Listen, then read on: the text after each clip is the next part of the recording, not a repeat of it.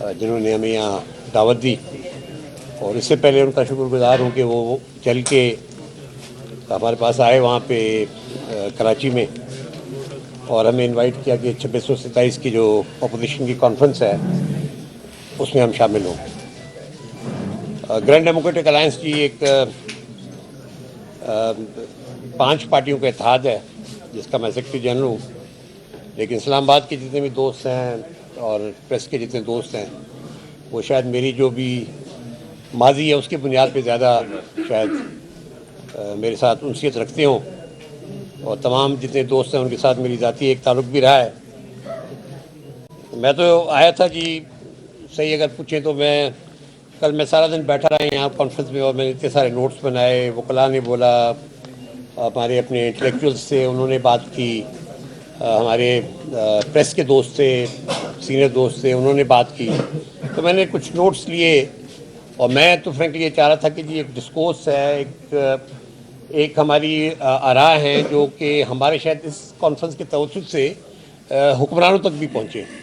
लेकिन मैं बड़े अफसोस के साथ यहाँ इस्लामाबाद में आके मुझे, हालांकि ये चीज़ें पहले भी हो चुकी हैं, कोई मेरे लिए कोई चीज़ नई नहीं है। एक सियासी वर्कर की हैसियत में शहीद जुल्फ़िकार अली भुट्टो के वक्त तो शायद हम छोटे थे, लेकिन उसके बाद शहीद मोहतरमा बेनज़ीर भुट्टो साहबा के साथ एक लंबा अरसा गुजरा, और उसमें ये तमाम दोस्त अक्सर में बैठे हैं जो उस सारे प्रोसेस का हिस्सा रहे, और हम लोगों ने एक दूसरे की मुखालफत भी की, एक दूसरे के साथ हमारे इख्तलाफ भी रहे, लेकिन एक एहतराम का रिश्ता बरकरार रहा। और मैं समझता हूँ उस एहतराम के रिश्ते से शायद हम इन हुक्मरानों से भी जो बैठे हैं, चाहे वो जाली सही, इनसे भी ये तवक्को रख रहे थे कि कम से कम हम यहाँ बैठ के एक पॉलिटिकल डिस्कोर्स बनाने की इजाज़त देंगे। लेकिन मैं आदत के साथ आज यहाँ आप पे खड़े होकर यहाँ पे ऐलान करूँ कि हमें जो बताया गया कि धमकियाँ मिल रही कि हमें गिरफ्तार कर लिया जाएगा, तो जी गिरफ्तारी से क्या होगा?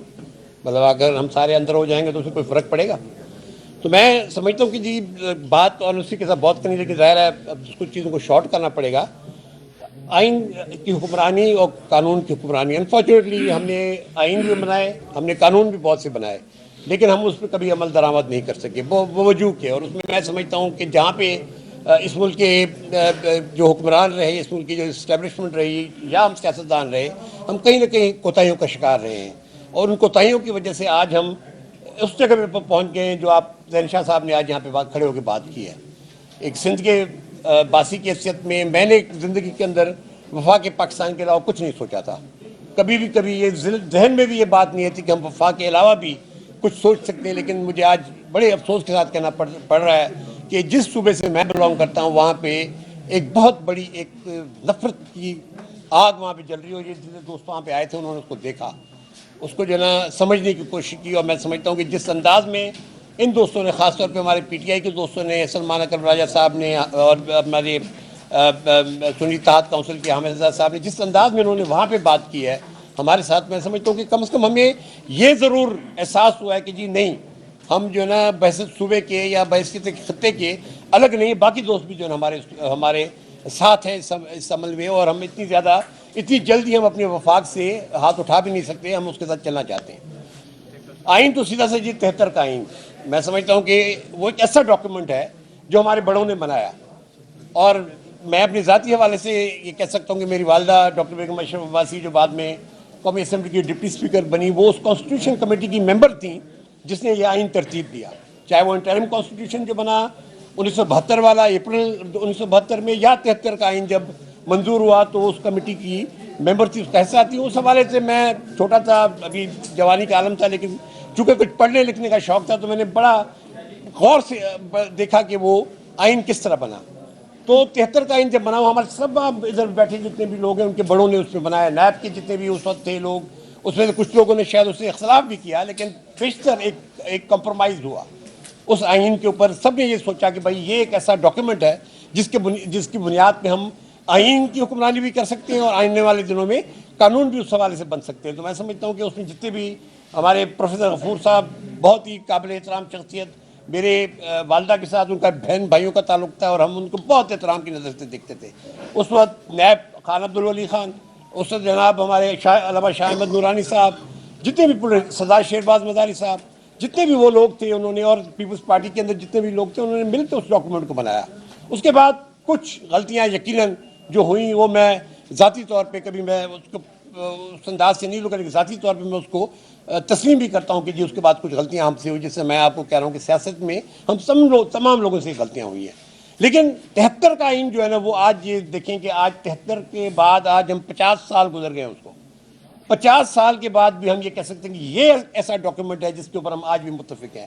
3 PCOs لگے، PCO 1 ضیاء الحق کا، PCO 2 جنرل مشرف کا، اور ان دونوں کو عدلیہ نے اس کو انڈورس کیا، ان دونوں PCOs کو. لیکن تیسرا PCO جو لگا وہ عدلیہ نے بھی انڈورس کرنے سے انکار کر دیا. تو یہ ایک بہتری تھی پاکستان کی سیاست کے اندر، پاکستان کے جو جوڈیشل اور ہماری آئینی ہسٹری ہے اس کے اندر. تو یہ آئین آج 3 PCOs لگنے کے بعد بھی انٹیکٹ ہے. تو آپ کیا سمجھتے ہیں کہ 26ویں ترمیم جو کی گئی ہے ایک بھونڈے انداز. ہم GDA بالکل کلیئر ہے، 8 فروری کا الیکشن ایک جعلی الیکشن تھا، بوگس الیکشن تھا، رگڈ الیکشن تھا.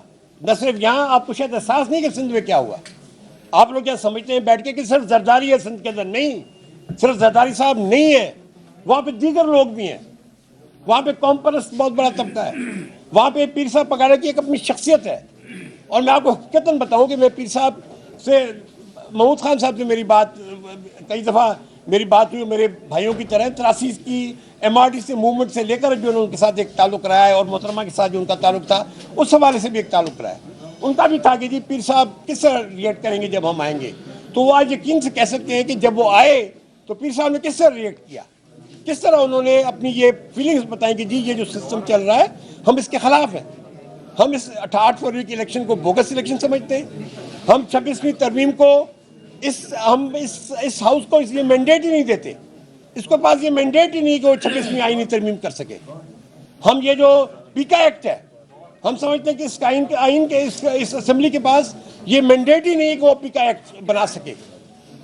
بلاول صاحب آج کہتے ہیں کہ ہم نے اس کے اندر ڈیلیوٹ کیا.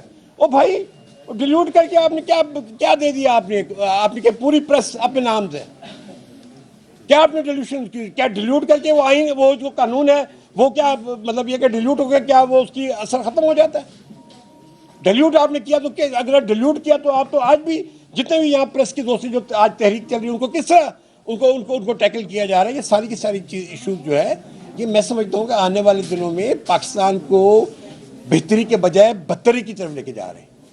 تو ہم یہ میسیج دینے آئے کہ 8 فروری کا الیکشن ایک بوگس اور رگڈ الیکشن ہے. کوئی مینڈیٹ نہیں ہے اس حکومت کے پاس. جو صوبے کے اندر جس انداز میں کیئر ٹیکر گورنمنٹ کے آگے پھینکا گیا، وہاں پہ SPs DCs وہی 17 سال سے ایک رواج چل رہا ہے جس کے تحت جو ایک بلڈوز کر کے الیکشن وہاں کروایا گیا، چاہے وہ یہاں پہ یا وفاق کے اندر. اور میں بالکل یہ بات کہنا چاہتا ہوں کہ جس انداز میں آپ نے اپنے سیاسی لوگوں کو اندر رکھا ہوا ہے، یہ قطعاً کسی بھی جو کہ معاشرے کے اندر یہ ممکن نہیں ہے. عمران خان صاحب یا جتنے بھی PTI کے میرے دوست، شاہ محمود قریشی صاحب کا میں نام لوں گا یہاں پہ، اپنے ہمارے جتنے وہاں پہ اپنے سینیٹر اعجاز چودھری صاحب ہیں، ڈاکٹر یاسمین راشد صاحب ہیں. اور آج سندھ کے اندر آپ کو کہتے ہیں کہ وہاں پہ بلاول صاحب کہتے ہیں کہ کوئی سیاسی قیدی نہیں. میں مرزا خان چتوئی صاحب کے بارے میں کہنا چاہتا ہوں، 1 مہینے سے وہ شخص جیل میں، مرڈر کیس میں بنایا بیل ہوئی، اپنا موٹر سائیکل چوری کا کیس بنایا بیل ہوئی، اپنے 35,000 کا جو نا انہوں نے جو چھینا جپٹی کر کے جا کے چھینا اس میں ان کی بیل ہوئی. اب ان کے بکری کا کیس بنایا گیا ہے جس کے اندر SHO سے DC اپنا ڈسٹرکٹ سیشن جج پوچھ رہا ہے کہ بھائی یہ کوئی رپورٹ تو لے کے آؤ کہ بکری کہاں سے چوری کی مرزا خان نے. ہمارے یہاں لیاقت جتوئی صاحب کے گاؤں میں ATC کے اندر ایک 60 GDA کے کارکن اس وقت ATC نوشہر و فیروز میں کیس بھگت رہے ہیں. میرا بھتیجا معظم عباسی 4تھا کیس آج ان پہ اس پہ بنایا گیا ہے، وہ سارے بھگت رہے ہیں ہم لوگ وہاں پہ. تو وہاں پہ جناب جو کہتے ہیں کہ سندھ کے اندر سب کچھ امن ہے، نہیں ہے. پھر کینال کے ایشو پہ مجھ سے زیادہ زین شاہ صاحب نے آپ سے بات کر لی. بھائی مطلب آپ لوگ کس طرح لے کے جا رہے ہیں اس ملک کو؟ مطلب ہم لوگ کس طرح اسے ایکسیپٹ کریں کہ جی یہ چیزیں درست ہیں؟ تو میں آخر میں باتیں تو بہت سی تھی کرنے کی، لیکن بہرحال 73 کا آئین آج بھی جیسے میں نے کہا ایسا ڈاکیومنٹ ہے جس پہ ہم سب لوگ متفق ہیں. اگر اس آئین کو توڑا گیا تو پھر یہ فیڈریشن نہیں رہے گی. اور آپ تیزی سے اس طرف جا رہے ہیں جہاں جب آپ یہ کہتے ہیں کہ یہ اسمبلی غیر آئینی ہے، یہ لوگ جو ہم بیٹھے ہیں ہم غیر آئینی کام کر رہے ہیں، تو آپ کیا میسج دے رہے ہیں ہمیں؟ آپ بلوچستان کو کیا میسج دے رہے ہیں؟ KP کو کیا دے رہے ہیں؟ سندھ کو کیا دے رہے ہیں؟ تو میں ان تمام دوستوں بھائیوں کو یہ بتانے کے لیے کہ ہم نے جس طرح اب لیاقت بلوچ صاحب نے بھی کہا کہ ایک منیمم کامن ایجنڈا بنانے کی ضرورت ہے کہ ہم کس ایجنڈا کے اوپر اور کیا تحرک کریں گے، کیونکہ ایک بہت بڑا سوال ہے، کل بھی اٹھا، فیصل صدیقی صاحب نے بہت اچھی انہوں نے باتیں کی کہ جی ہمارے پاس مستقبل کیا ہے، کس طریقے سے ہم نے اس کو لے کے جائیں، کیونکہ ہم نے تو یہ ساری تحریکیں وریکیں تو سب ہم آزما چکی، تو کوئی پی ٹی آئی کی کوئی کم مقبول تحریک تھی.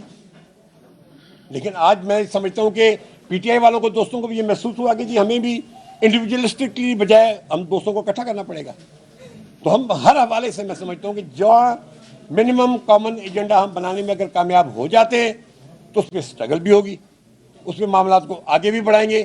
لیکن میں آپ کو ایک بات بتا دوں کہ کوئی تحریک جو بھی چلے گی، ہم اسی انداز میں، پرامن انداز میں جیسے پہلے تحریکیں چلتی رہی ہیں، انشاءاللہ تمام جو اس سیاسی زمرہ بیٹھے ہیں، میں یقین سے کہہ سکتا ہوں کیونکہ ان سے میری ذاتی بھی واقفیت ہے، سب دوستوں سے، اپنے غفور حیدری صاحب ہیں، لیاقت بلوچ صاحب ہے، سب، گور صاحب تو میرے وکیل بھی ہیں تو، اور اعتزاز صاحب کے ساتھ جو رشتہ ہے ہمارا، تو اس حوالے سے وقت جو ہے نا میں سمجھتا ہوں کہ اتنا زیادہ نہیں ہے مجھے زیادہ بولنے کے لیے، لیکن یہ کہتے ہوئے کہ آئین اور قانون کی حکمرانی کے لیے جو ایجنڈا بنے گا انشاءاللہ گرینڈ ڈیموکریٹک الائنس سندھ کے اندر یا ہمارے جتنے بھی اثرات ہیں پنجاب، آپ یہ نہ سمجھیں کہ ہم پنجاب کے اندر بالکل فارغ ہیں. پنجاب کے اندر بے تحاشا وہ سیاسی ورکر ہیں جو پیپلز پارٹی کے ہوتے ہوئے زرداری صاحب سے متفق نہیں ہیں، جن کو میں جانتا ہوں. اور جب وہ معاملہ چلے گا ہم مفقود ہو گئے، میں اپنے لیے کہتا ہوں ہم لوگ مفقود ہو گئے شاید سندھ کے اندر، کیونکہ حالات ایسے ہو گئے. لیکن جب یہ تحریک چلے گی تو یقین سے کہوں گا کہ انشاءاللہ تعالی پنجاب کے اندر بھی دوست باہر نکل کے آئیں گے، اور ہم اس منیمم کامن ایجنڈا کو لے کر جو بھی دوست مل کے بناتے ہیں اس پہ بھرپور عمل بھی کریں گے. بہت مہربانی.